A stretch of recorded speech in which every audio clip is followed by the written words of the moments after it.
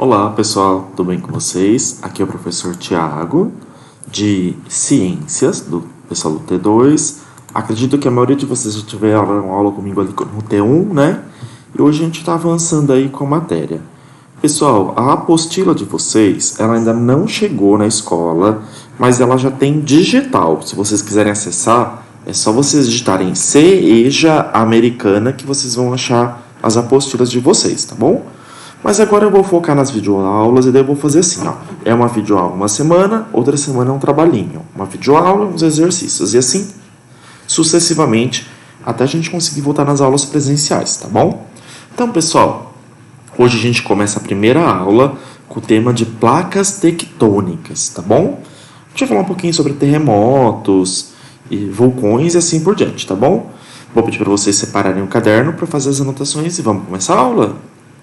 Então, pessoal, esqueminha lá, como se fosse uma lousa, né, para fazer a anotação, colocando a data, a matéria de ciências, e vamos lá começar.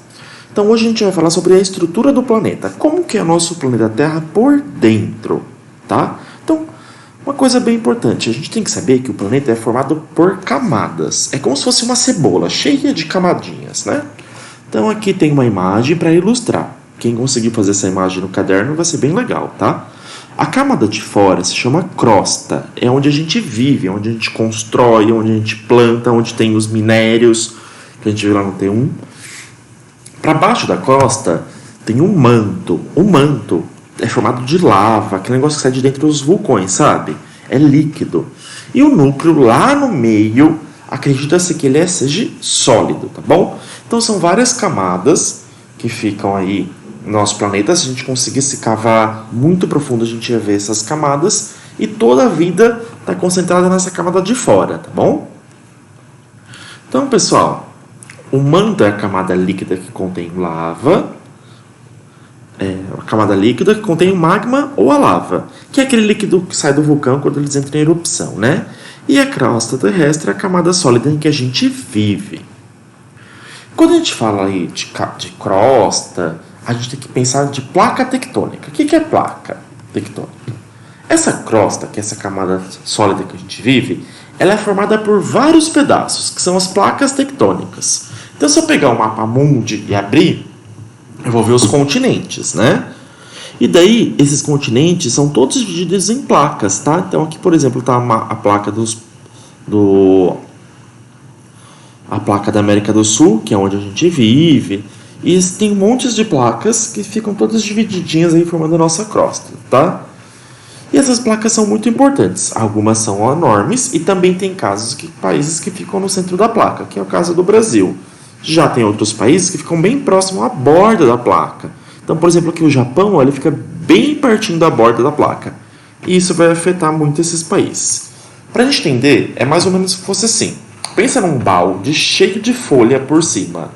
As folhas ficam boiando dentro da água. Então essas folhas eram as placas e a água lá é um manto, tá? O magma, a lava. Pessoal, vou fazer uma pausa para que vocês copiem e vamos para a próxima aula.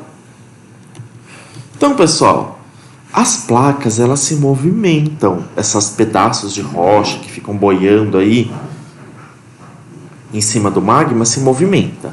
Como as placas elas estão em cima do manto, é como se a gente boiasse em cima de um líquido.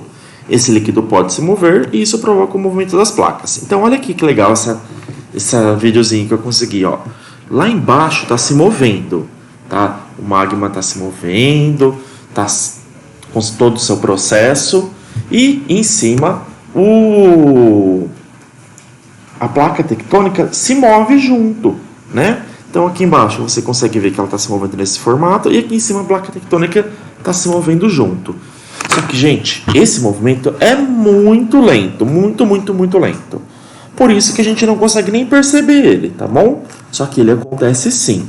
Olha ali um outro vídeo que legal, a mostrando a placa tectônica entrando embaixo da outra, tá? Já que uma se afasta, a outra se aproxima, tá bom? Então, apesar de ser muito lento, esses movimentos são muito importantes para a ciência, porque ajuda a prever os terremotos, as tsunamis e os vulcões, tá bom? Então esse movimento das placas tectônicas é muito importante. E se a gente for pensar, aí o que tem a ver o movimento da placa tectônica com terremoto e vulcão? Vamos tentar entender, tá bom? pausar aí para vocês copiarem. Então, pessoal, como lá todo o magma está se movendo, ele pode forçar as placas tectônicas. Olha só essa imagem mostrando, ó, que o magma tenta sair. Ele vai provocar um terremoto ou pode provocar um vulcão, né? Então, os vulcões são provocados por rachaduras nas bordas ou no meio dessas placas. Da hora que racha, o magma tenta sair. É mais comum ver os vulcões perto das bordas, porque são as regiões mais fracas. Então, olha só que legal, ó. Essa aqui, essa imagem preta, é a borda da placa tectônica, do pedaço lá que forma a nossa crosta. E os triângulozinhos são os vários vulcões. Olha só, no meio tem um vulcão, mas a maioria fica perto da borda, porque a borda são regiões mais fracas. Então, os maiores vulcões do mundo estão próximos às bordas das placas tectônicas, tá bom? Então, estão próximos às bordas desses pedaços aí que formam a nossa crosta. E quando a gente fala de terremoto, pessoal, a gente tem que entender que placa tectônica é formada por rocha. E as rochas, quando elas se movem, vai tendo atrito, é igual a nossa mão se esfregando. Vai gerando atrito ali, né? Esse atrito, essa energia, pode ser liberada na forma de um grande tremor, que é o terremoto. Então, olha lá, ó, tá se movendo aqui, tá acumulando energia, acumulando. A hora que acumula demais, olha lá o que acontece. Olha o terremoto.